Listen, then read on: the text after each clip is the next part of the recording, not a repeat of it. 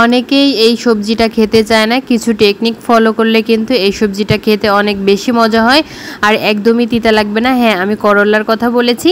তো এখানে চলুন আমি করলা যেভাবে রান্না করি খেতে একদমই তিতা হয় না। প্রথমে তেল গরম করে তারপরে পেঁয়াজটাকে একটু হালকা করে ভেজে নিয়েছি। এখানে রসুন বাটা, তারপরে হচ্ছে স্বাদ মতো লবণ, হলুদ, সামান্য পানি দিয়ে দিলাম যাতে মশলাটা পুড়ে না যায়। জিরা গুঁড়া, মরিচের গুঁড়া দিয়ে এখন মশলাটাকে খুব ভালোভাবে একটু কষে নিতে হবে যাতে উপরে তেল উঠে আসে, ঠিক সেই পর্যন্ত মশলাটাকে ভালো করে কষাতে হবে। তারপরে অল্প করে এখানে ঝোলের পানি দিয়ে দিলাম। ঝোলের পানিটা দিয়ে কিছু কাঁচা মাছ দিয়ে দিলাম। আপনারা চাইলে মাছগুলোকে কিন্তু ভেজেও দিতে পারেন। তো আমি যেহেতু ফ্রেশ মাছ দিয়ে রান্না করব তাই মাছগুলোকে একটু কষিয়ে নিব।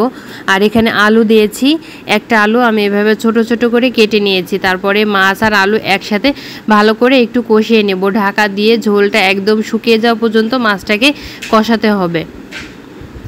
তো এই যে দেখুন আমার মাছ কিন্তু কষানো হয়ে গেছে, তলায় লেগে গেছে ভাব, একদমই ঝোল শুকিয়ে গেছে। আর এই পর্যায়ে কিন্তু মাছ আর আলু দুটোই খুব ভালোভাবে সেদ্ধ হয়ে গেছে।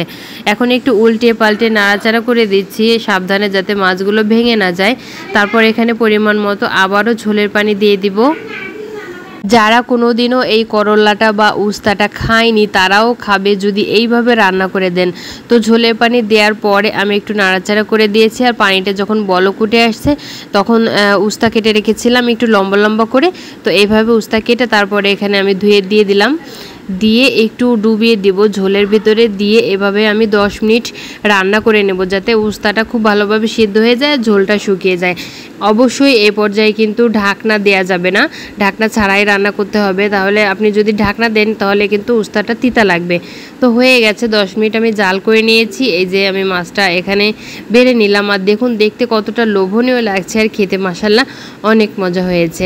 তো এভাবে উস্তা রান্না করলে কিন্তু আপনার বাড়িতে যত বাচ্চারা আছে বা বুড়া আছে বা যারা খায় না উস্তা তারাও অনেক মজা করে এই উস্তার তরকারি দিয়ে ভাত খাবে। তো রেসিপি ভালো লাগলে ছোট্ট একটি লাইক দিতে ভুলবেন না। আল্লাহ হাফেজ।